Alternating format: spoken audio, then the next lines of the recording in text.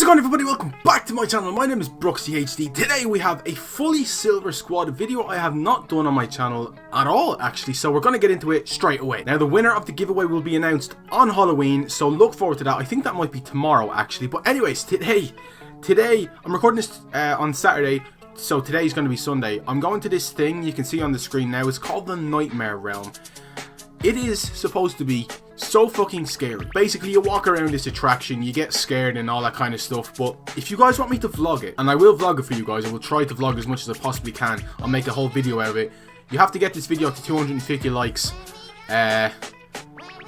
whenever. I don't really care, just get to 250 likes. And once again, to be in with a shout to win the giveaway, all you have to do is like, comment and subscribe on this video and my channel in general. The more active you are on my channel, the more chance you have of winning. Let's get into the silver squad builder, which was fucking insane. So as you would expect, we're going to have to do this a little bit differently because you guys have probably never seen the stats of most, if not all, of these players. So let's get into it. In goal, we have the Sunderland goalkeeper Jordan Pickford. Got absolutely destroyed by Arsenal and Olivier Giroud there on Saturday.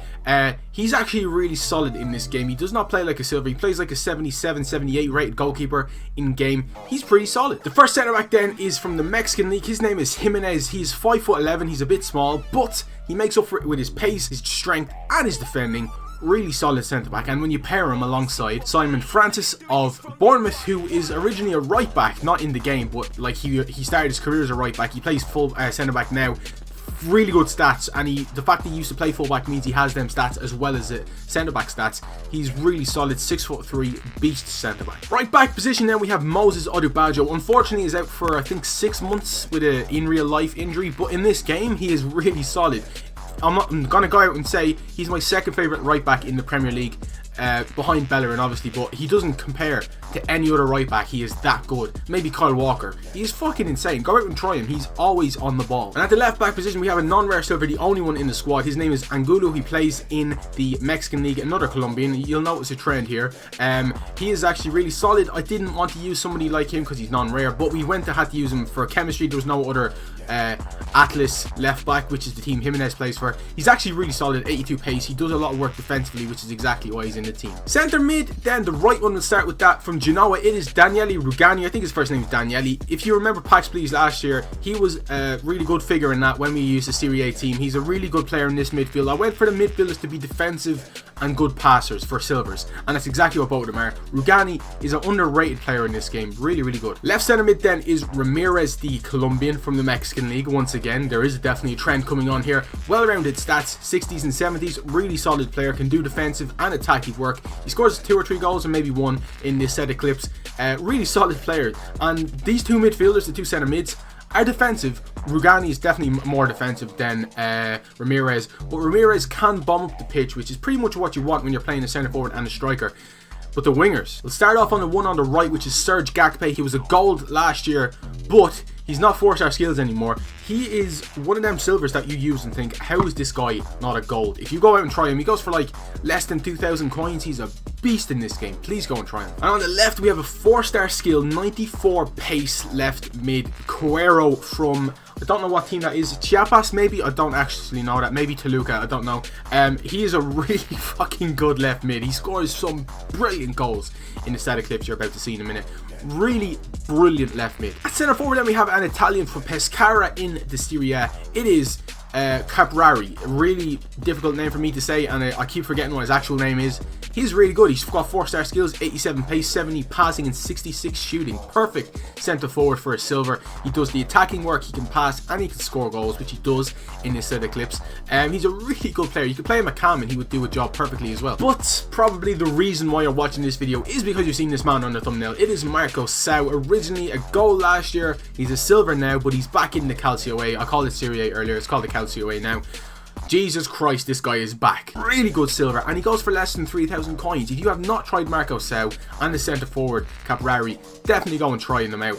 You can use them in a goal squad, and I would hands down say they would do as much if not better than most of the goal squads you would use. And the best thing about the silver squad is because the rating is so low, because you're using silver squads, you're going to come up against players that are using maybe less rated teams. They might be bronze benching, some people might be, but some people actually might be using pretty like silver squads or non-rare gold squads, and you have an easier time of it. I found anyways, I found it much easier to play with this silver team than I did for that 500k squad builder, which I don't know how that happens. Anyways, guys, as always, let's get on to the clips we got with this team. And I'm going to bring nappies with me tomorrow because apparently it makes you shit yourself, this scary thing. So I have no idea what to expect. If you want to see, as I said, a vlog from me, get this video to 250 likes and I'll do that for you. Let's get on to the clips. So boys, as we get on to the clips with the silver team, do you know what the best thing about this squad was? Is that there was no pressure on it. You know, there was no pressure on it to succeed. It was a silver squad after all, so I always had that excuse if it didn't perform to its best abilities. Which that was never in fear, to be quite honest, because this team was really solid. I do not know whether it was the formation or whether it was just the fact that we were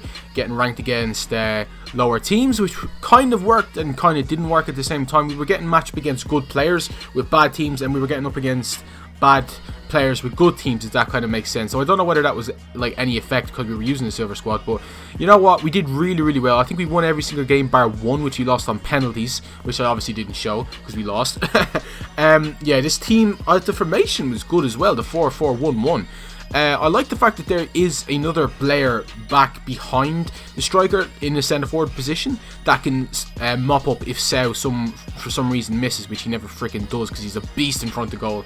And that's how we'll start. We'll start with Marco Sau, the guy on the thumbnail, the guy some of you guys will remember from FIFA 15, maybe last year, maybe FIFA 14. He's an absolute beast. He just does not miss in the box. What an absolute fantastic goal that was. Brilliant pass by Serge Gnabry. Back heels it into Marco Sau's feet. 1-0 or whatever the score was in that game. We ripped this guy apart. This goal by Quero was great. And when you see goals like this by silver players, you're like, how are these players silver? I don't actually know. That Quero guy was insane. I'd be happy to use him in my main squad if I even had a main squad, which I don't. Look at that finish. You could not get better than that, man. Cabrari as centre forward was insane. Like, he's a mix of a cam and a striker, so he was perfect for that centre forward position. Then you've got Rigioni, not Rugani, sorry, I did make that mistake. It's Rigioni, who was in our Pax Please series, and he was a really good player. He was a defensive central mid, which is exactly what I wanted. And then we had Ramirez, who was a box-to-box midfielder, scoring a few goals and just setting up plays. He was really good at that. We got Quero, like I've already said, is a great winger in this game. Gnabry was scoring goals because I think he was a striker last year on the game, and he's a right mid on this year's game. But he's a really solid right mid. Like, you'd expect him to be kind of bad and be able to finish. He can cross, which is really good for a right mid.